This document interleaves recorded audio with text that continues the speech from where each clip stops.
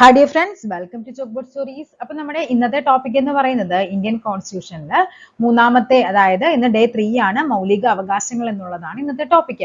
അപ്പൊ ഞാൻ ഇന്ന് പഠിക്കാൻ തന്നിരുന്ന SCERT-യിൽ മൗലിക അവകാശങ്ങൾ, നിർദ്ദേശക തത്വങ്ങൾ, അതേപോലെ തന്നെ മൗലിക കടമകളുമുണ്ട്. അപ്പൊ ഞാൻ ഇന്നലെ ആ SCERT ചാപ്റ്ററിൽ പഠിക്കാൻ തന്ന ടോപ്പിക് മൗലിക അവകാശങ്ങളാണ്. ഓക്കെ, അപ്പൊ നമുക്ക് നാളത്തെ ക്ലാസ്സിൽ നമുക്ക് ഏതൊക്കെ പഠിക്കാം, മൗലിക കടമകളും നിർദ്ദേശക തത്വങ്ങളും നമുക്ക് ക്വസ്റ്റ്യൻസ് ചെയ്യാനായിട്ട് പറ്റും. അപ്പൊ നമുക്ക് ഇന്ന് ഫസ്റ്റ് ക്വസ്റ്റ്യനിലേക്ക് പോകാം. എപ്പോഴും ഞാൻ പറയുന്ന പോലെ തന്നെ എന്ത് ചെയ്യുക, നിങ്ങൾ ഒരു പേനയും പേപ്പറും എടുക്കുക. 20 ക്വസ്റ്റ്യൻ ആണ് നമ്മൾ ഇന്ന് ഉൾപ്പെടുത്തിയിരിക്കുന്നത്. 20 ക്വസ്റ്റ്യന്റെയും ആദ്യത്തെ സെക്ഷൻ കണ്ട് ആൻസർ എഴുതി വെക്കുക. അതിനുശേഷം എന്ത് ചെയ്യുക, വിത്ത് ഫാക്റ്റും കണക്റ്റഡ് ഫാക്ട്സും റിലേറ്റഡ് ആയിട്ടുള്ള കാര്യങ്ങളും ഒക്കെ പറയുന്നതുമായിട്ട് ബന്ധപ്പെട്ട് ക്ലാസ് നോട്ട് ചെയ്ത് വെക്കുക. എത്ര മാർക്ക് കിട്ടിയെന്ന് ഉറപ്പായിട്ടും എന്ത് ചെയ്യുക, കമന്റ് ആയിട്ട് കൂടി രേഖപ്പെടുത്തുക. നമുക്ക് ക്ലാസ്സിലേക്ക് പോകാം. അപ്പൊ ഓൾറെഡി മൂന്നാമത്തെ ദിവസമായി 2 ക്ലാസ് കഴിഞ്ഞിട്ടുണ്ട്. ഫസ്റ്റ് യൂണിറ്റ്സ് ആൻഡ് മെഷർമെന്റ് കഴിഞ്ഞു, അതേപോലെ തന്നെ ബയോളജിയിൽ വിറ്റാമിൻസും കഴിഞ്ഞിട്ടുണ്ട്. ഓക്കെ, നോക്കാം. ഇന്ത്യൻ ഭരണഘടനയുടെ സുവർണ ത്രികോണം എന്നറിയപ്പെടുന്ന 3 ആർട്ടിക്കിളുകൾ ഏതെല്ലാം എന്നാ ചോദിച്ചിരിക്കുന്നത്. 14, 19, 21, 19, 20, 21, 14, 16, 19, 14, 18, 21. അപ്പൊ ഏതാണ് സുവർണ ത്രികോണം, ഗോൾഡൻ ട്രയാങ്കിൾ എന്നറിയപ്പെടുന്നത്? നെക്സ്റ്റ് നോക്കാം. താഴെ തന്നിരിക്കുന്നവയിൽ സാംസ്കാരികവും വിദ്യാഭ്യാസപരവുമായ മൗലിക അവകാശങ്ങളിൽ ഉൾപ്പെടാത്തതാണ് വേണ്ടത്. വിദ്യാഭ്യാസത്തിനുള്ള അവകാശം, ന്യൂനപക്ഷങ്ങളുടെ ഭാഷ, സംസ്കാരം ഇവ സംരക്ഷിക്കാനുള്ള അവകാശം, ന്യൂനപക്ഷങ്ങൾക്ക് വിദ്യാഭ്യാസ സ്ഥാപനങ്ങൾ സ്ഥാപിക്കുന്നതിനുള്ള അവകാശം. ഓക്കെ, ഇവയൊന്നുമല്ല. ഇന്ത്യൻ ഭരണയുടെ ആർട്ടിക്കിൾ 17 താഴെ പറയുന്നവയിൽ ഏതുമായി ബന്ധപ്പെട്ടിരിക്കുന്നു? തൊട്ടുകൂടായ്മ നിർത്തലാക്കൽ, തുല്യ അവസരത്തിനുള്ള അവകാശം, പദവികൾ നിർത്തലാക്കൽ, ചൂഷണത്തിനെതിരായ അവകാശം. Next question, match the following ആണ്. സ്വാതന്ത്ര്യം, സമത്വം, മതസ്വാതന്ത്ര്യം, ചൂഷണം ഏതൊക്കെ വകുപ്പുകളാണെന്നാണ്? 25-28, 23-24, 14-18, 19-22. ഇത് എങ്ങനെ മാച്ച് ചെയ്യാനാണ് പറഞ്ഞിരിക്കുന്നത്? അന്യായമായി തടങ്കൽ വെച്ചിരിക്കുന്ന ഒരു വ്യക്തിയെ ഹാജരാക്കുന്നതിനായി സുപ്രീം കോടതി പുറപ്പെടുവിക്കുന്ന റിട്ട്, ഹേബിയസ് കോർപ്പസ്, കോ വാറന്റോ, മാൻഡമസ്, സെർഷ്യോററി ഏതാണെന്ന് നോക്കാം. താഴെ പറയുന്നവയിൽ ഇന്ത്യൻ ഭരണഘടനയിൽ നിലവിലുള്ള മൗലിക അവകാശങ്ങളുടെ പട്ടികയിൽ ഉൾപ്പെടാത്തത്? ചൂഷണത്തിനെതിരെയുള്ള അവകാശം, സ്വകാര്യ സ്വത്തിനുള്ള അവകാശം, മതസ്വാതന്ത്ര്യത്തിനുള്ള അവകാശം, സ്വാതന്ത്ര്യത്തിനുള്ള അവകാശം. ഇന്ത്യൻ ഭരണഘടനയിലെ ചില വകുപ്പുകളും അവയുടെ വിവരണവും നൽകിയിരിക്കുന്നു. ചേരുംപടി ചേർക്കാനാണ്. തൊട്ടുകൂടായ്മ, ജീവന്റെയും വ്യക്തി സ്വാതന്ത്ര്യത്തിന്റെയും സംരക്ഷണം, വിദ്യാഭ്യാസത്തിനുള്ള അവകാശം, ഇന്ത്യൻ ഭരണഘടനയുടെ ഹൃദയവും ആത്മാവും. 21, 21A, 32, 17. പൊതുസ്വഭാവമുള്ള കൃത്യനിർവഹണത്തിൽ ഏർപ്പെട്ടിട്ടുള്ളവർ നിയമപരമായി നിർവഹിക്കേണ്ട ഒരു കടമ നിറവേറ്റുന്നതിൽ വീഴ്ച വരുത്തിയാൽ തങ്ങളുടെ കർത്തവ്യം നിയമാനുസരണം നിർവഹിക്കണമെന്ന് ആജ്ഞാപിച്ചുകൊണ്ട് സുപ്രീം കോടതി പുറപ്പെടുവിക്കുന്ന റിട്ടുകളാണ് ഹേബിയസ് കോർപ്പസ്, കോ വാറന്റോ, മാൻഡമസ്, സെർഷ്യോററി. താഴെ കൊടുത്തിരിക്കുന്നവയിൽ വിദ്യാഭ്യാസ അവകാശത്തെ സംബന്ധിച്ച് ശരിയായ പ്രസ്താവനകൾ. വിദ്യാഭ്യാസ അവകാശം 86-ാം ഭരണഘടനാ ഭേദഗതിയുമായി ബന്ധപ്പെട്ടിരിക്കുന്നു. 2008-ലാണ് ഈ നിയമം നിലവിൽ വന്നത്. ഭരണഘടനയുടെ 21A എന്ന അനുച്ഛേദത്തിലാണ് ഇത് ഉൾപ്പെടുത്തിയിരിക്കുന്നത്. 1, 3, 1, 2 എല്ലാം ശരി, 2, 3 മാത്രം ശരി. ഇന്ത്യൻ ഭരണഘടനയിലെ മൗലിക അവകാശങ്ങളുമായി ബന്ധപ്പെട്ട വകുപ്പ് 19-ൽ പെടാത്തത്? സംസാര സ്വാതന്ത്ര്യം, ആയുധങ്ങളില്ലാതെ സമാധാനപരമായി സമ്മേളിക്കുക, നിയമത്തിന് മുന്നിൽ എല്ലാവരും തുല്യരാണ്, ഇന്ത്യയിൽ എവിടെയും സ്വതന്ത്രമായി സഞ്ചരിക്കൽ. ഇന്ത്യൻ ഭരണയുടെ ഹൃദയവും ആത്മാവും എന്ന് വിശേഷിക്കുന്നത്? 17, 32, 25, 19. കുറ്റം ചെയ്ത കാലത്ത് പ്രാബല്യത്തിലുള്ള നിയമപ്രകാരം മാത്രമേ കുറ്റവിധേയനെ ശിക്ഷിക്കാവൂ. ഒരു കുറ്റത്തിന് നിയമപ്രകാരം ഒരു തവണ മാത്രം ശിക്ഷ. കുറ്റാരോപിതനെ അയാൾക്കെതിരെ സാക്ഷിയാക്കരുത് എന്നീ തത്വങ്ങൾ ഇന്ത്യൻ ഭരണഘടന ഉറപ്പു നൽകുന്ന ഏത് മൗലിക അവകാശവുമായിട്ട് ബന്ധപ്പെട്ടതാണ്? 19, 20, 21, 22. പ്രകൃത്യാനീതിയുടെ സിദ്ധാന്തങ്ങൾ, പ്രിൻസിപ്പിൾ ഓഫ് നാച്ചുറൽ ജസ്റ്റിസ് ലംഘിക്കുന്ന വിധിയെ ചോദ്യം ചെയ്യുന്നതിനായി സുപ്രീം കോടതി പുറപ്പെടുവിക്കുന്ന റിട്ട് ഏതാണെന്നാ ചോദിച്ചിരിക്കുന്നത്? Habeas corpus, mandamus, prohibition, certiorari.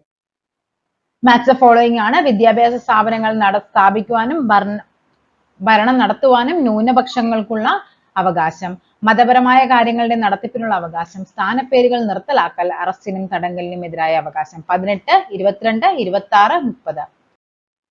Next question നോക്കാം. ചേരുംപടി ചേർക്കുക. 27-ാം വകുപ്പ്, 18-ാം വകുപ്പ്, 13-ാം വകുപ്പ്, 226. കോടതിയുടെ പുനരവലോകന അധികാരം, ഹൈക്കോടതികൾക്ക് ഉത്തരവുകൾ പുറപ്പെടുവിക്കാനുള്ള അധികാരം, മതസ്ഥാപനങ്ങൾക്ക് വിനിയോഗിക്കുന്ന പണത്തെ നികുതിയിൽ നിന്നും ഒഴിവാക്കിയിരിക്കുന്നു, സ്ഥാനമാനങ്ങൾ നിരോധിക്കുന്ന വകുപ്പ്. ഇത്രയുമാണ് തന്നിരിക്കുന്നത്. എന്താണ് ചെയ്യേണ്ടത്? ഇവിടെയും ആസ് യൂഷ്വൽ ചെയ്യേണ്ടത് ചേരുംപടി ചേർക്കുക എന്നുള്ള പ്രോസസ്സാണ്.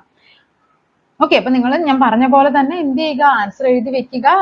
ഒന്ന് വീഡിയോ പോസ് ചെയ്യുക, ആൻസർ എഴുതി വെക്കുക. അല്ലാണ്ട് ഞാനിത് ചുമ്മാ ആൻസർ പറയുന്നത് കേട്ടോണ്ടിരുന്നു കഴിഞ്ഞാൽ ഒരിക്കലും നിങ്ങൾക്ക് എന്തായിരിക്കില്ല, എഫക്റ്റീവ് ആയിരിക്കില്ല. നിങ്ങൾക്ക് എവിടെയാണ് തെറ്റിയതെന്നൊക്കെ അറിയണമെങ്കിൽ നിങ്ങൾ തന്നെ അത് ആൻസർ ചെയ്ത് നോക്കണം. ഭരണഘടനയിലെ അനുച്ഛേദം 21A ഉറപ്പുവരുത്തുന്നത് 6 മുതൽ 18 വയസ്സ് വരെയുള്ള എല്ലാ കുട്ടികൾക്കും രാഷ്ട്രം നിയമം വഴി തീരുമാനിക്കുന്ന അങ്ങനെയുള്ള രീതിയിൽ സൗജന്യവും നിർബന്ധിതവുമായ വിദ്യാഭ്യാസത്തിന് വ്യവസ്ഥ ചെയ്യേണ്ടതാണ്. ഈ ക്വസ്റ്റ്യനില് ഈ പറയുന്ന 6 മുതൽ 18, 3 മുതൽ 18, 3 മുതൽ 14, 6 മുതൽ 14 ഇത് മാത്രമാണ് മാറ്റിയിരിക്കുന്നത്. പക്ഷെ നമ്മൾ എന്ത് ചെയ്യും, ആ എക്സാം ഹാളിൽ നിന്ന് ഇത് വായിച്ച ടൈം നമുക്ക് ഒത്തിരി പോകും. ഓക്കെ, നെക്സ്റ്റ് നോക്കാം. ഇന്ത്യൻ ഭരണയുടെ ഹൃദയവും ആത്മാവും എന്ന് ഡോക്ടർ BR അംബേദ്കർ വിശേഷിപ്പിച്ചത് ഭരണഘടനയുടെ ഏത് അവകാശത്തെയാണ്? സമത്വം, മതസ്വാതന്ത്ര്യം, ഭരണഘടനാ പരിഹാരങ്ങൾക്കുള്ള അവകാശം, സ്വാതന്ത്ര്യത്തിനുള്ള അവകാശം. ഇന്ത്യൻ ഭരണഘടനയുടെ ഏത് അനുച്ഛേദമാണ് നിയമത്തിന് മുൻപിലുള്ള സമത്വം? 24, 17, 14, 22. സർക്കാർ ഉദ്യോഗസ്ഥരോട് തങ്ങളുടെ കടമ നിർവഹിക്കാൻ നിർബന്ധിക്കുന്ന writ, prohibition, mandamus, certiorari, habeas corpus. ഹൈക്കോടതികൾക്ക് റിട്ട് പുറപ്പെടുവിക്കാൻ അധികാരം നൽകിയിരിക്കുന്ന ഭരണഘടനാ വകുപ്പ് ഏതെന്നാ ചോദിച്ചിരിക്കുന്നത്.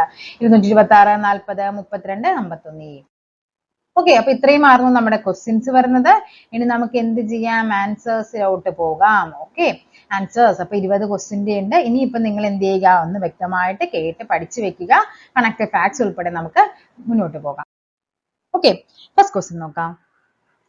ഇന്ത്യൻ ഭരണഘടനയുടെ സുവർണ ത്രികോണം എന്നറിയപ്പെടുന്ന 3 ആർട്ടിക്കിളുകൾ ഏതൊക്കെയാണെന്നാണ് ചോദിച്ചിരിക്കുന്നത്. ഏതൊക്കെയാണ്?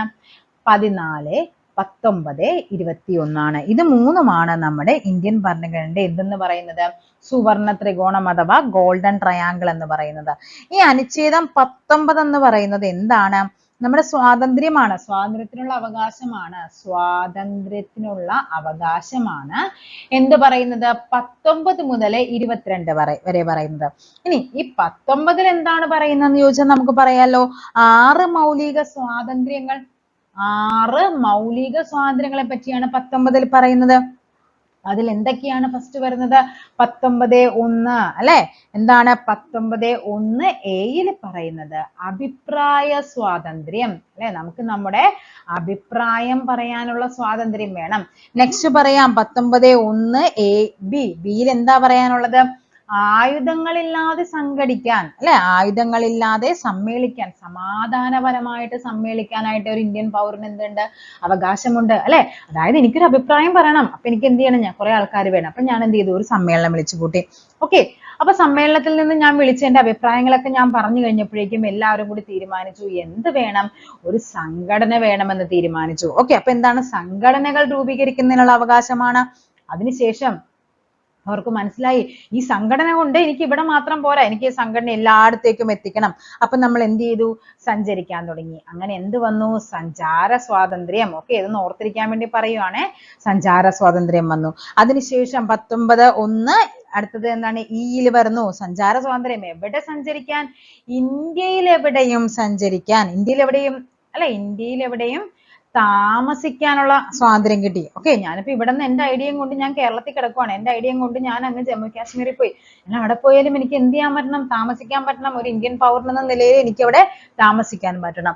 അപ്പൊ എന്ത് കിട്ടി? ഇന്ത്യയിൽ എവിടെയും താമസിക്കാനുള്ള സ്വാതന്ത്ര്യം. പിന്നെ F ഇല്ല, പിന്നെ വരുന്ന ഏതാണ്? G ആണ് വരുന്നത്. ഓക്കെ, F എന്ന് പറയുന്നത് നമ്മുടെ സ്വത്തവകാശമായിട്ട് ബന്ധപ്പെട്ടതായിരുന്നു. അത് 44-ാം ഭേദഗതി അനുസരിച്ച് അത് എന്ത് ചെയ്തു? മാറ്റം വരുത്തിയിട്ടുണ്ട്. ഇനി എന്താണ്? ഇനി അവിടെ പോയിട്ട് എന്റെ ഐഡിയാസ് കൊണ്ടുപോയിട്ട് ഞാൻ അവിടെ പോയി താമസിച്ചിട്ട് മാത്രം കാര്യമുണ്ട്. എനിക്ക് ജീവിക്കണമെങ്കിൽ എന്ത് വേണം? എന്തെങ്കിലും മാന്യമായ തൊഴിൽ ചെയ്യണം. അപ്പൊ എന്താണ് ജി എന്ന് പറയുന്നത്? മാന്യമായ തൊഴിൽ ചെയ്യാനുള്ള അവകാശത്തെയാണ് 19(1) ജിയിൽ പറയുന്നത്. അപ്പൊ എന്തൊക്കെയാണ് അത് പഠിച്ചു വെക്കണം കേട്ടോ. കൂട്ടത്തിൽ പെടാത്തതെന്നൊക്കെ ചോദിക്കാറുണ്ട്.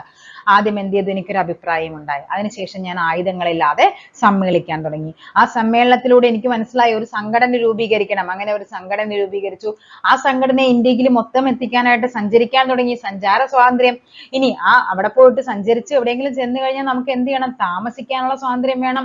അവിടെ പോയി തൊഴിൽ ചെയ്യാനുള്ള സ്വാതന്ത്ര്യം വേണം. അങ്ങനെയാണ് ഈ പറയുന്ന 6 മൗലിക സ്വാതന്ത്ര്യങ്ങൾ എന്ത് വരുന്നത്? 19 വരുന്നത്. ഇനി 21 പറയുന്നത് എന്താണ്? ഈ 21നെയാണ് മൗലികാവകാശങ്ങളുടെ അടിത്തറ എന്നൊക്കെ പറയുന്നത്. എന്താണ്? ജീവിക്കുന്നതിനുള്ള അവകാശം, ജീവിക്കുന്നതിനുള്ള അവകാശം അല്ലെങ്കിൽ വ്യക്തി സ്വാതന്ത്ര്യത്തിനുള്ള അവകാശം. ഇതാണ് നമ്മുടെ സ്വകാര്യതയ്ക്കുള്ള അവകാശം എന്നൊക്കെ പറയുന്നത്.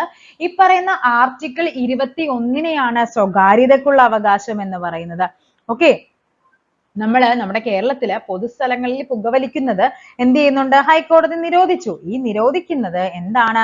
ഈ പറയുന്ന ആർട്ടിക്കിൾ 21 പ്രകാരമാണ്. ഒരു തവണ ചോദിച്ചതാണ് പൊതുസ്ഥലങ്ങളിൽ പുകവലിക്കുന്നത് കേരള ഹൈക്കോടതി നിരോധിച്ചത് ഭരണഘടനയുടെ ഏത് അനുച്ഛേദം അനുസരിച്ചെന്ന് ചോദിച്ചാൽ ആർട്ടിക്കിൾ 21 ആണ്. ജീവിക്കാനുള്ള സ്വാതന്ത്ര്യം ഒരു വ്യക്തിക്കുണ്ട്.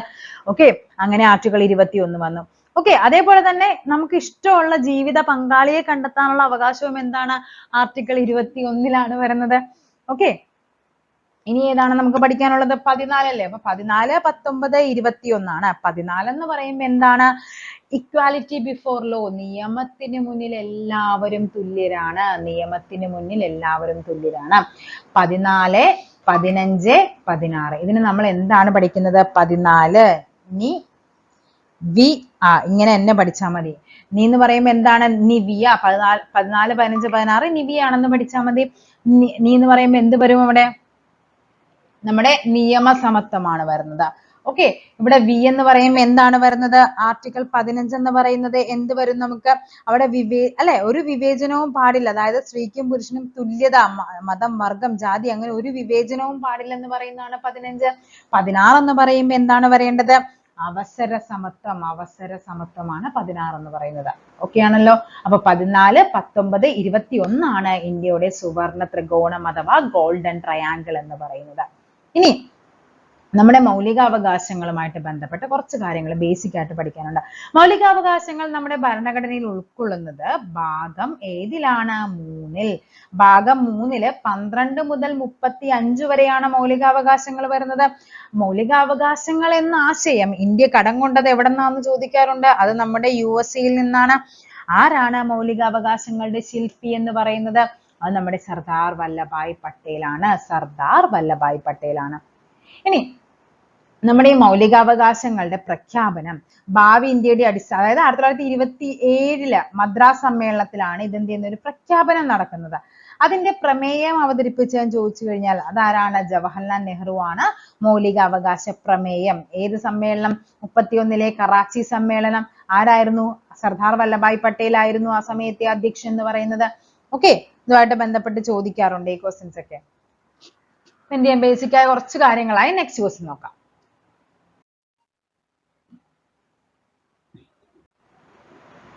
താഴെ തന്നിരിക്കുന്നവയിൽ സാംസ്കാരികവും വിദ്യാഭ്യാസപരവുമായ മൗലികാവകാശങ്ങളിൽ പെടാത്തതാണ് നമുക്ക് വേണ്ടത്. വിദ്യാഭ്യാസത്തിനുള്ള അവകാശം, ന്യൂനപക്ഷങ്ങളുടെ ഭാഷാ സംസ്കാരം ഇവ സംരക്ഷിക്കാനുള്ള അവകാശം, ന്യൂനപക്ഷങ്ങൾക്ക് വിദ്യാഭ്യാസ സ്ഥാപനങ്ങൾ സ്ഥാപിക്കുന്നതിനുള്ള അവകാശം ഇവയൊന്നുമല്ല. അപ്പൊ നമുക്കറിയാം ഈ പറയുന്ന ആർട്ടിക്കിൾ 29, 30 മൗലികാവകാശങ്ങൾ എത്രണ്ണമാണുള്ളത്? 6 മൗലികാവകാശങ്ങളാണുള്ളത് അല്ലെ. സമത്വം, സ്വാതന്ത്ര്യം, ചൂഷണം, മതസ്വാതന്ത്ര്യം, സാംസ്കാരികവും വിദ്യാഭ്യാസപരവും ഭരണഘടനാപരമായ പ്രതിവിധി. ഇങ്ങനെ 6 മൗലികാവകാശങ്ങളിൽ 29 to 30 വരെ വരുന്ന സാംസ്കാരികവും വിദ്യാഭ്യാസപരവുമായ മൗലികാവകാശമാണ്. അതിലാണ് നമുക്ക് എന്ത് പറയുന്നത്? എന്താണ്? ന്യൂനപക്ഷങ്ങളുമായിട്ട് ബന്ധപ്പെട്ടതാണ്. അവരുടെ താല്പര്യങ്ങൾ സംരക്ഷിക്കുക എന്നുള്ളത് ഏതാണ്? ആർട്ടിക്കിൾ 29 ആണ്. ഓക്കെ, അതേപോലെ തന്നെ 30-ൽ പറയുന്ന എന്താണ്? ന്യൂനപക്ഷ വിഭാഗങ്ങൾക്ക് വിദ്യാഭ്യാസ സ്ഥാപനങ്ങൾ സ്ഥാപിക്കുന്നതിനുള്ള അവകാശമാണ് ആർട്ടിക്കിൾ 30 എന്ന് പറയുന്നത്. ഇതെന്താണ്? 29 ആണ്. അപ്പൊ എന്താണ് വിദ്യാഭ്യാസത്തിനുള്ള അവകാശം? അത് ആർട്ടിക്കിൾ 21A-യിലാണ്. ഓക്കെ, അപ്പൊ എന്താണ് ഇതിൽ ഉൾപ്പെടാത്തതല്ലേ ചോദിച്ചിരിക്കുന്നത്? അപ്പൊ ഓപ്ഷൻ A ആണ് ആൻസർ ആയിട്ട് വരേണ്ടത്. ആർട്ടിക്കിൾ 21A എന്ന് പറയുന്നത് എന്താണ്? 6 മുതൽ 14 വയസ്സ് വരെയുള്ള കുട്ടികൾക്ക് എന്താണ്? സൗജന്യവും നിർബന്ധിതമായ ഒരു വിദ്യാഭ്യാസം മൗലികാവകാശമാക്കി മാറ്റുന്നുണ്ട്. 86-ാം ഭരണഘടനാ ഭേദഗതി 2002 വന്നതാണ്. അതുമായിട്ട് ബന്ധപ്പെട്ട് 21A എന്ന് പറയുന്ന ആർട്ടിക്കിൾ അവിടെ കൂട്ടിച്ചേർക്കുന്നുണ്ട്. അപ്പൊ ഏതാണ് ആൻസർ വരേണ്ടത്? ഓപ്ഷൻ എ ആണ്. നെക്സ്റ്റ് നോക്കാം. ഇന്ത്യൻ ഭരണഘടനയുടെ ആർട്ടിക്കിൾ 17 താഴെ പറയുന്നവയിൽ ഏതാണ്? 17 ഒത്തിരി ഇതുണ്ടല്ലേ. എന്താണ്? തൊട്ടുകൂടായ്മ, അയിത്തം എന്നിവയൊക്കെ എന്താണ് 17ലാണ് വരുന്നത്? മഹാത്മാഗാന്ധിക്ക് ജയ് വിളിച്ചുകൊണ്ട് നടപ്പിലാക്കിയ ഏതാണ് ആ ഒരു വകുപ്പ് ചോദിച്ചു കഴിഞ്ഞാൽ അത് ആർട്ടിക്കിൾ 17ആണ്. ഓക്കെ, അപ്പൊ ഇവിടുത്തെ ആൻസർ ഏതാണ് വരേണ്ടത്? തൊട്ടുകൂടായ്മ നിർത്തലാക്കലാണ്. ഓക്കെ, നെക്സ്റ്റ് നോക്കാം. ഇന്ത്യൻ ഭരണഘടനയിലെ മൗലികാവകാശങ്ങളും അതുമായി ബന്ധപ്പെട്ട വകുപ്പുകളും ചുവടെ ചേർക്കുന്നു. അതില് ചേരുംപടി ചേർക്കാനാണ് പറയുന്നത്. സ്വാതന്ത്ര്യത്തിനുള്ള അവകാശം ഏതാണ്? സ്വാതന്ത്ര്യത്തിനുള്ള അവകാശം ഇത് നമ്മുടെ ടെക്സ്റ്റിൽ അങ്ങനെ തന്നെ ഫിഗർ തന്നിട്ടുണ്ട്. കണ്ട, സ്വാതന്ത്ര്യം 19 മുതൽ 22 വരെ എന്താണ്? സ്വാതന്ത്ര്യമാണ്.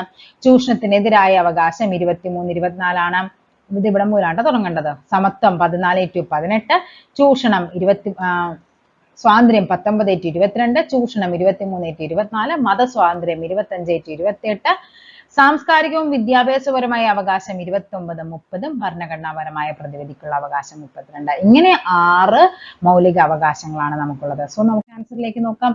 സ്വാതന്ത്ര്യത്തിനുള്ള അവകാശം ഏതാണ്? സ്വാതന്ത്ര്യം വരുന്നത്, സമത്വം വരുന്നത്, മതസ്വാതന്ത്ര്യം വരുന്നത്, ചൂഷണം വരുന്നത്. സ്വാതന്ത്ര്യം എന്ന് പറയുമ്പോൾ ഏതാ വരേണ്ടത്? 14 മുതൽ 18 വരെ. സ്വാതന്ത്ര്യം എന്ന് പറയുമ്പോൾ 19 മുതൽ 22 വരെ. 19 മുതൽ 22 വരെ 1D ആണ്. 1D എന്ന് പറയുമ്പോൾ ഇതല്ല എന്ന് മനസ്സിലായി. ഇനി നമുക്ക് 2 നോക്കാം. സമത്വം, സ്വാതന്ത്ര്യം, ചൂഷണം, അതാണ് ഓർഡർ. അപ്പൊ സമത്വം എന്ന് പറയുമ്പോൾ എത്ര വരും? 14 മുതൽ 18 വരെ. 2C ആണ്. ഓക്കെ, അപ്പൊ ഇതുമല്ല ആൻസർ. ഇനി ഇത് രണ്ടിൽ ഏതെങ്കിലും ഒന്നായിരിക്കും. മതസ്വാതന്ത്ര്യം എന്ന് പറയുമ്പോൾ നമുക്കറിയാം ഏതാണ്? ചൂഷണത്തിനെതിരെയുള്ള അവകാശം 23ഉം 24ഉമാണ്.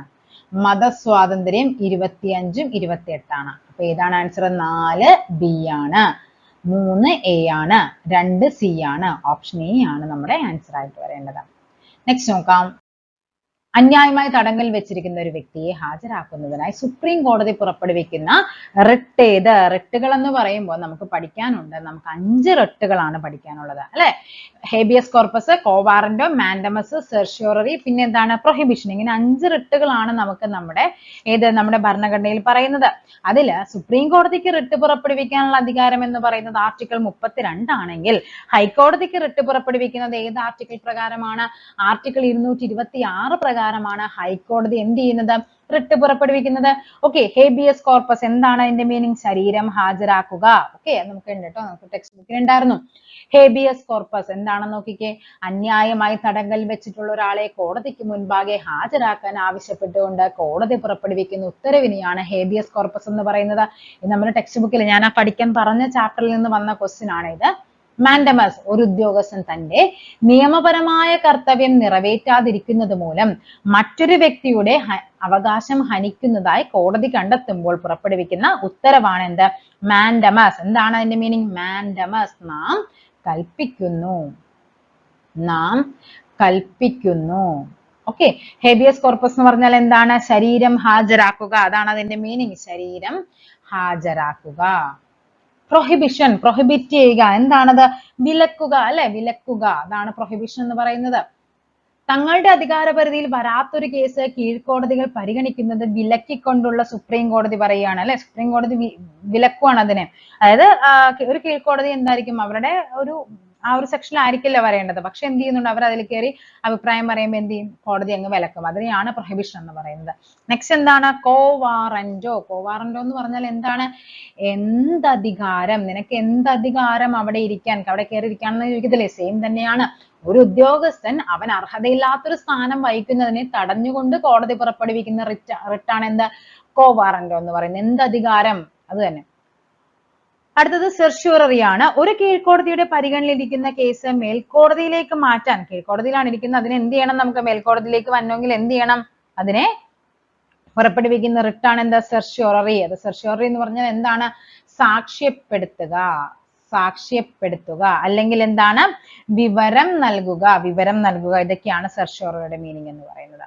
ഓക്കെ, അപ്പൊ നമ്മുടെ ഈ ക്വസ്റ്റിന്റെ ആൻസർ എന്താണ്? ഹേബിയസ് കോർപ്പസ് ആണ്, ശരീരം ഹാജരാക്കുക എന്നുള്ളത്. നെക്സ്റ്റ് നോക്കാം. താഴെ പറയുന്നവയിൽ ഇന്ത്യൻ ഭരണഘടനയിൽ നിലവിലുള്ള മൗലികാവകാശങ്ങളുടെ പട്ടികയിൽ ഉൾപ്പെടാത്തത്: ചൂഷണത്തിനെതിരെയുള്ള അവകാശം, സ്വകാര്യ സ്വത്തിനുള്ള അവകാശം, മതസ്വാതന്ത്ര്യം, സ്വാതന്ത്ര്യത്തിനുള്ള അവകാശം. ഏതാണ് സ്വകാര്യ സ്വത്ത്? ഇപ്പൊ അതെന്താണ് സ്വകാര്യ സ്വത്തിനുള്ള അവകാശം? ഇപ്പൊ നിയമപരമായ അവകാശമായിട്ട് എന്ത് ചെയ്തിട്ടുണ്ട്? മാറിയിട്ടുണ്ട്. ചൂഷണത്തിനെതിരെയുള്ള അവകാശം എവിടെ മുതൽ എവിടം വരെയാണ്? 23ഉം 24ഉമാണ് ചൂഷണത്തിനെതിരെയുള്ള അവകാശം. ഈ 24ലാണ് എന്ത് പറയുന്നത്? ബാലവേലയെ പറ്റി പറയുന്ന ആർട്ടിക്കിൾ ഏതെന്ന് ചോദിക്കാറുണ്ട്. അതേതാണ്? ആർട്ടിക്കിൾ 24ആണ് ബാലവേലയെ പറ്റി പറയുന്നത്. ബാലവേല. ഓക്കെ, 23 ആണെങ്കിൽ എന്താണ്? മനുഷ്യക്കടത്ത്, അതേപോലെ ദേവദാസി സമ്പ്രദായം, ഇതിനെയൊക്കെ പറ്റി പറയുന്നതാണ് എന്ത്? ആർട്ടിക്കിൾ 23. ചൂഷണമാണ് അല്ലെ, ചൂഷണത്തിനെതിരെയുള്ള അവകാശമാണ് എന്ത്? 23ഉം 24ഉം. മതസ്വാതന്ത്ര്യമാണെങ്കിൽ ഏതാണ് വരേണ്ടത്? 25 മുതൽ 28 വരെ. സ്വാതന്ത്ര്യത്തിനുള്ള അവകാശമാണെങ്കിൽ 19 മുതൽ എത്രയാണ്? 22 വരെയാണ് സ്വാതന്ത്ര്യത്തിനുള്ള അവകാശം. ഓക്കെ ആണല്ലോ.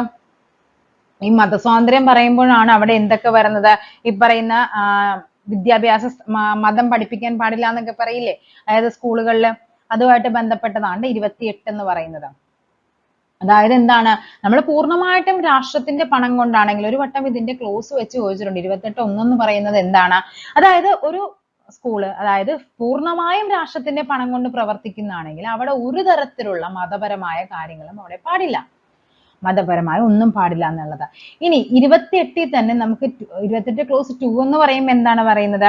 അതായത് മതപരമായ പ്രബോധനം നൽകുന്ന ഏതെങ്കിലും ട്രസ്റ്റിന്റെയോ എൻഡോമെന്റിന്റെയോ കീഴിൽ പ്രവർത്തിക്കുന്ന സ്ഥാപനമാണെങ്കിൽ അവർക്ക് എന്തും ഇല്ല, ഇത് ബാധകമല്ല എന്ന് പറയും. 28 എന്തില്ല? 28 1 ബാധകമല്ല. അതായത് ചില സ്കൂളുകൾ എന്തായിരിക്കും, അവർ മെയിനായിട്ട് അവർ നടത്തുന്നത് തന്നെ അവരുടെ മതത്തെ പറ്റി പഠിപ്പിക്കാനായിരിക്കും. അപ്പൊ അങ്ങനെയുള്ള സ്കൂളുകൾ അല്ലെങ്കിൽ അങ്ങനെയുള്ള ട്രസ്റ്റിന്റെ കീഴിലൊക്കെയുള്ള സ്കൂളുകളാണെങ്കിൽ അവിടെ എന്ത് ബാധകമല്ല? 28 1 ബാധകമല്ല എന്ന് പറയും. ഓക്കെ, ഇനി 28 ക്ലോസ് 3 എന്ന് പറഞ്ഞാൽ എന്താണ്? അതായത് ചില വിദ്യാഭ്യാസ സ്ഥാപനങ്ങളുണ്ട് അല്ലെ, അതെന്ന് പറയുന്നത് അവിടെ എന്താണ്? മതപരമായ കാര്യങ്ങളൊക്കെ അവിടെ അനുവദിക്കും, പക്ഷെ ഒരാളെയും നമുക്ക് എന്ത് ചെയ്യാൻ പാടില്ല? നിർബന്ധിക്കാനായിട്ട് പാടില്ല. ഇതാണ് 28(3) പറയുന്നത്. അപ്പൊ മതസ്വാതന്ത്ര്യത്തിനുള്ള അവകാശം എന്ന് പറയുന്നത് 25 മുതൽ 28 വരെയാണ്. 25 എന്ന് പറയുമ്പോൾ ഇപ്പൊ എന്താണ് പഠിക്കണ്ടേ? 25 പറയുന്ന എന്താണ്? നമുക്ക് ഇഷ്ടമുള്ള മതത്തിൽ വിശ്വസിക്കാനുള്ള അവകാശമാണ് 25 പറയുന്നത്. ഓക്കെ, ഇനി 26 എന്ന് പറഞ്ഞാൽ എന്താണ്? ഓരോ മതവിഭാഗങ്ങൾക്കും അവരുമായിട്ട് ബന്ധപ്പെട്ട എന്താണ്? ജീവകാരുണ്യ പ്രവർത്തനങ്ങളൊക്കെ എന്താണ്? അങ്ങനത്തെയുള്ള സ്ഥാപനങ്ങൾ നോക്കി നടത്താനുള്ള അവകാശത്തെയാണ് 26 എന്ന് പറയുന്നത്. ഇനി 27 എന്ന് പറഞ്ഞാൽ എന്താണ്? ഒരു പ്രത്യേക മതം, അതിനെ നമുക്ക് എന്താണ്? പരിപോഷിപ്പിക്കാനോ അതിന്റെ പ്രോത്സാഹനത്തിന് വേണ്ടിയിട്ടോ നമുക്ക് എന്ത് ചെയ്യാൻ? നികുതി നൽകുന്നതിനെ നിർബന്ധിക്കാൻ പാടില്ല. അതാണ് 27 എന്ന് പറയുന്നത്. ഓക്കെ, അപ്പൊ ഇതിനെയാണ് മതസ്വാതന്ത്ര്യം എന്ന് പറയുന്നത്. 25 മുതൽ 28 വരെയുണ്ട്. 25 എന്ന് പറഞ്ഞാൽ എന്താണ്? ഇഷ്ടമുള്ള മതത്തിൽ വിശ്വസിക്കാനുള്ള അവകാശമാണ്. 26 എന്ന് പറയുന്നത് മതവിഭാഗങ്ങൾക്ക് ജീവകാരുണ്യ പ്രവർത്തനങ്ങളും സ്ഥാപനങ്ങളും നടത്താനുള്ള അവകാശമാണ്. 27 എന്ന് പറയുന്നത് ഏതെങ്കിലും ഒരു മതത്തിന്റെ പ്രോത്സാഹനത്തിനായിട്ട് നമുക്ക് എന്ത് പാടില്ല? നികുതി നിർബന്ധിക്കാനായിട്ട് പാടില്ല. പിന്നെ 28 തന്നെ 3 ക്ലോസ് പറയുന്നുണ്ട്. ഫസ്റ്റ് വൺ മതപരമായ, അതായത് സ്റ്റേറ്റിന്റെ ഫുൾ സ്റ്റേറ്റിന്റെ കീഴിലുള്ള സ്കൂളുകളിൽ എന്താണ്? മതപരമായ ഒന്നും തന്നെ പാടില്ല. 28 2 പറയുന്നത് ഈ പറയുന്ന ട്രസ്റ്റുകളുടെ കീഴിലൊക്കെ നടത്തുന്ന സ്കൂളുകൾക്ക് 28 1 ബാധകമല്ല എന്ന് പറയുന്നത്. 28 3 പറഞ്ഞാൽ എന്താണ്? ഇതിൽ ആരെയും എന്ത് ചെയ്യാൻ പാടില്ല? നിർബന്ധിക്കാൻ പാടില്ല. ഓക്കെ, നെക്സ്റ്റ് നോക്കാം. ഇന്ത്യൻ ഭരണഘടനയിലെ ചില വകുപ്പുകളും അവയുടെ വിവരണവും നൽകിയിരിക്കുന്നു. ചേരുംപടി ചേർക്കാനാണ് പറഞ്ഞിരിക്കുന്നത്. തൊട്ടുകൂടായ്മ നമ്മൾ പറഞ്ഞു, മഹാത്മാഗാന്ധിക്ക് ജയ് വിളിച്ചുകൊണ്ട് നടത്തിയതാണ്. ആർട്ടിക്കിൾ 17 ആണെന്ന് പറഞ്ഞു തൊട്ടുകൂടായ്മ അല്ലെ. അപ്പൊ ഇവിടെ എ എന്ന് പറയുന്നത് 4 ആണ്. എ 4 അല്ലാത്ത ഒരൊറ്റ ഓപ്ഷനേ ഉള്ളൂ. സോ അതങ്ങ് ക്യാൻസൽ ചെയ്യുക. ഇനി എന്താ നമുക്ക് നോക്കേണ്ടത്? ജീവന്റെയും വ്യക്തി സ്വാതന്ത്ര്യത്തിന്റെയും അവകാശം നമ്മൾ പറഞ്ഞതാണ് അല്ലെ. ജീവനും വ്യക്തി സ്വാതന്ത്ര്യം എന്ന് പറയുമ്പോഴേക്കും അത് ഏതാണ് വരേണ്ടത്? വകുപ്പ് 21 ആണെന്ന് കുറച്ചു മുമ്പും കൂടി പറഞ്ഞു തന്നില്ലേ?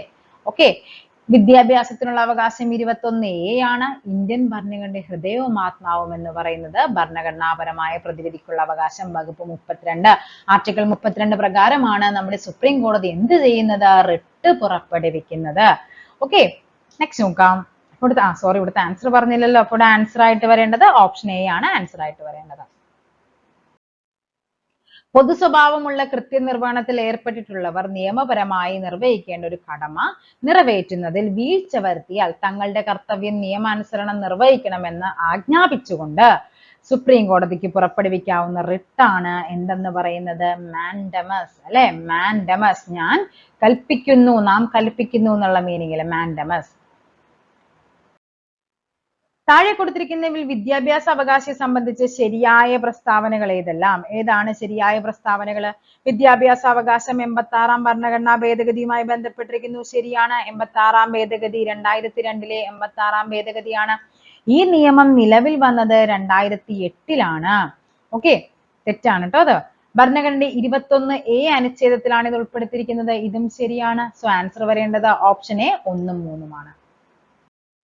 ഉണ്ടോ? വിദ്യാഭ്യാസ അവകാശ നിയമം, റൈറ്റ് ടു എഡ്യൂക്കേഷൻ ആക്ട് 2002-ലെ 86-ാം ഭരണഘടനാ ഭേദഗതിയിലൂടെ അനുച്ഛേദം 21A പ്രകാരമാണ് വിദ്യാഭ്യാസം മൗലിക അവകാശമായി പ്രഖ്യാപിക്കപ്പെട്ടത്.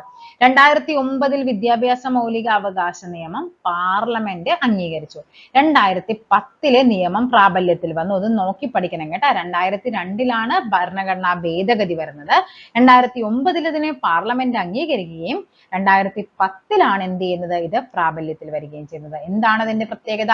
6 വയസ്സിനും 14 വയസ്സിനും ഇടയിലുള്ള എല്ലാ കുട്ടികൾക്കും സൗജന്യവും നിർബന്ധിതവും ഗുണനിലവാരമുള്ളതുമായ വിദ്യാഭ്യാസം ഉറപ്പാക്കുന്നു. ഇതിനെയാണ് റൈറ്റ് ടു എഡ്യൂക്കേഷൻ ആക്ട് 2009 എന്ന് പറയുന്നത്. നെക്സ്റ്റ് നോക്കാം. ഇന്ത്യൻ ഭരണഘടനയുടെ മൗലികാവകാശങ്ങളുമായി ബന്ധപ്പെട്ട വകുപ്പ് 19-ൽ പെടാത്തതാണ്. അപ്പൊ 19-ൽ ഞാൻ എന്തൊക്കെയാ പറഞ്ഞതെന്ന് നോക്കിക്കേ. 19 എന്തൊക്കെയായിരുന്നു? ആദ്യം ഞാൻ എന്ത് ചെയ്തു? അഭിപ്രായം. അല്ലെ? അഭിപ്രായ സ്വാതന്ത്ര്യം വേണം. അഭിപ്രായം പറയാനായിട്ട് ഞാൻ എന്ത് ചെയ്യണം? സമ്മേളിക്കണം. അപ്പൊ എന്താണ്? ആയുധങ്ങളില്ലാതെ സമാധാനപരമായി സമ്മേളിക്കണം. സമ്മേളിച്ചു കഴിഞ്ഞപ്പോൾ എനിക്ക് എന്ത് വേണമെന്ന് തീരുമാനിച്ചു? ഒരു സംഘടന രൂപീകരിക്കണം. ഈ സംഘടനയുടെ ആശയങ്ങളായിട്ട് എനിക്ക് എല്ലായിടത്തും പോകണം. സോ എനിക്ക് എന്ത് വേണം? സഞ്ചാര സ്വാതന്ത്ര്യം വേണം. അപ്പൊ എന്താണ്? സഞ്ചരിച്ച് എവിടെയെങ്കിലും ചെന്നാൽ എനിക്ക് എന്ത് വേണം? താമസിക്കണം. ഇന്ത്യയിൽ എവിടെയും താമസിക്കാനുള്ള സ്വാതന്ത്ര്യം. താമസിച്ചു കഴിഞ്ഞാൽ എനിക്ക് അവിടെ എന്ത് വേണം? നേരത്തെ ഇവിടെ ഒരു സ്വത്ത് വന്നു, അത് നമ്മൾ എന്ത് ചെയ്തു? കട്ട് ചെയ്തു. താമസിച്ചു കഴിഞ്ഞാൽ എനിക്ക് അവിടെ മാന്യമായ തൊഴിൽ ചെയ്യാനുള്ള അവകാശം. ഇതാണ് 19-ൽ പറയുന്നത്. എന്താ? അപ്പൊ ഇവിടെ ഏതാണ് അല്ലാത്തത്? നിയമത്തിന് മുന്നിൽ എല്ലാവരും തുല്യരാണ്. ആർട്ടിക്കിൾ ഏതാണിത്? ആർട്ടിക്കിൾ 14. അല്ലെ? എങ്ങനെയാ പറഞ്ഞു തന്നത്? 14, 15, 16 നിവിയ. ഓക്കെ, ഇതാണ് നമ്മുടെ കോഡ് എന്ന് പറയുന്നത്. അപ്പൊ എന്ത് വന്നു? ഇവിടെ ആൻസർ വരേണ്ടത് ഓപ്ഷൻ സി ആണ്. ഇന്ത്യൻ ഭരണയുടെ ഹൃദയവും ആത്മാവും എന്ന് വിശേഷിക്കപ്പെടുന്നത് ആർട്ടിക്കിൾ 32-നെയാണ്. അത് ടെക്സ്റ്റിലുണ്ട് കേട്ടോ, ഞാൻ ആഡ് ചെയ്തിട്ടുണ്ട്, കാണിച്ചു തരാം. കുറ്റം ചെയ്ത കാലത്ത് പ്രാബല്യത്തിലുള്ള നിയമപ്രകാരം മാത്രമേ കുറ്റവിധേയനെ ശിക്ഷിക്കാവൂ. ഒരു കുറ്റത്തിന് നിയമപ്രകാരം ഒരു തവണ മാത്രം ശിക്ഷിക്കാം. കുറ്റാരോപിതനെ അയാൾക്കെതിരെ സാക്ഷിയാക്കരുത് എന്നീ തത്വങ്ങൾ ഇന്ത്യൻ ഭരണഘടന ഉറപ്പു നൽകുന്നത് ഏത് മൗലികാവകാശങ്ങളിലൂടെയാണെന്നാണ്. അതായത് നമ്മുടെ സ്വാതന്ത്ര്യത്തിനുള്ള അവകാശം 19 മുതൽ 22 വരെയാണ്. 19 എന്ന് പറയുന്നത് 6 മൗലിക സ്വാതന്ത്ര്യമാണ്.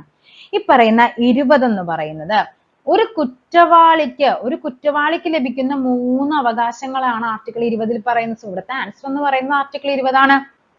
അപ്പൊ എന്തൊക്കെയാന്ന് നോക്കാം. 20 ക്ലോസ് 1 എന്ന് പറയും. 20 ക്ലോസ് 1-ൽ എന്താണ് പറയുന്നത്? അത് no ex post fact, no ex post facto law എന്ന് പറയും. അതായത് എന്താണ്? മുൻകാല പ്രാബല്യത്തിലൂടെ എന്താണ് അതായത് മുൻകാല പ്രാബല്യത്തോടെ ക്രിമിനൽ നിയമങ്ങൾ പാസ്സാക്കാനായിട്ട് പാടില്ല. അതിനെയാണ് 20(1) എന്ന് പറയുന്നത്. ഇനി 22-ൽ എന്താണ് പറയുന്നത്? 22 എന്ന് പറഞ്ഞാൽ നോ ഡബിൾ ജിയോപാഡി, നോ ഡബിൾ ജിയോപാഡി എന്ന് പറയും. അതായത് ഒറ്റത്തവണ ഒരേ കുറ്റത്തിന് അയാളെ ഒരു തവണയെ ശിക്ഷിക്കാൻ പാടുള്ളൂ, പിന്നെയും അയാളെ ശിക്ഷിക്കാനായിട്ട് പാടില്ല. 23 എന്ന് പറയുമ്പോൾ എന്താണ്? നോ സെൽഫ് ഇൻക്രിമിനേഷൻ എന്ന് പറയും. നോ സെൽഫ് ഇൻക്രിമിനേഷൻ എന്ന് പറഞ്ഞാൽ എന്താണ്? അതായത് ഒരാളൊരു തെറ്റ് ചെയ്താൽ അയാൾക്കെതിരെയുള്ള എന്താണ് ഒരു തെളിവ് ഹാജരാക്കാൻ അയാളെ നമ്മൾ ഒരിക്കലും നമുക്ക് നിർബന്ധിക്കാനായിട്ട് പാടില്ല. ഇങ്ങനെ ഒരു കുറ്റവാളിക്ക് ലഭിക്കുന്ന 3 സ്വാതന്ത്ര്യങ്ങളെയാണ് ആർട്ടിക്കിൾ 20-ൽ പറയുന്നത്.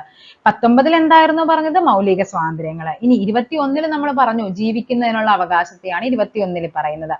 ഓക്കെ, നെക്സ്റ്റ് നോക്കാം. 22 കൂടി ഉണ്ടല്ലോ. 19 22 വരെ അല്ലേ. 22 എന്താണ് പറയുന്നത്? ഇവിടെയാണ് നിയമവിധേയമല്ലാത്ത അറസ്റ്റിനും തടങ്കലിനും എതിരെയുള്ള കരുതൽ തടങ്കലൊക്കെ പ്രതിപാദിക്കുന്നത് 22-ലാണ്. ഓക്കെ, നെക്സ്റ്റ് നോക്കാം. പ്രകൃത്യാനീതിയുടെ സിദ്ധാന്തങ്ങൾ ലംഘിക്കുന്ന വിധിയെ ചോദ്യം ചെയ്യുന്നതിനായി സുപ്രീം കോടതി പുറപ്പെടുവിക്കുന്ന റിട്ട് ഏതെന്നാണ് ചോദിച്ചിരിക്കുന്നത്. ഏതാണ് സുപ്രീം കോടതി പുറപ്പെടുവിക്കുന്ന റിട്ട് എന്ന് പറയുന്നത്? അത് സെർഷ്യോററി ആണ്. സെർഷ്യോററി. ഓക്കെ, അതായത് ഒരു കേസ് കീഴ്ക്കോടതിയിൽ നിന്ന് മേൽക്കോടതിയിലേക്ക് ഉത്തരവിടാനാണ്. അതായത് ഇങ്ങനെയുള്ള കാര്യങ്ങളൊക്കെ വരുമ്പോ ഇതൊരു LPUPയുടെയോ അങ്ങനെ ഏതൊരു ക്വസ്റ്റ്യൻ ആയിരുന്നു കേട്ടോ. ഇത് ജസ്റ്റ് ഒന്ന് നോക്കി വെച്ചേക്ക് കേട്ടോ. ഇത് പ്രിൻസിപ്പിൾ ഓഫ് നാച്ചുറൽ ജസ്റ്റിസ് ആയിട്ട് ബന്ധപ്പെട്ടതാണ്. നെക്സ്റ്റ് നോക്കാം.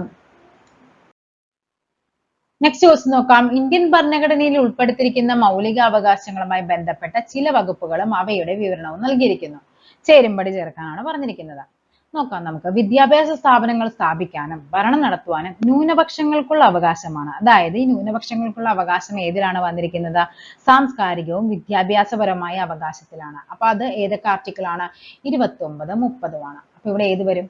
1D ആണെന്ന് മനസ്സിലായി. ഓക്കെ, 1D എന്ന് പറയുമ്പോൾ ഇതങ്ങ് വെട്ടിക്കളഞ്ഞു.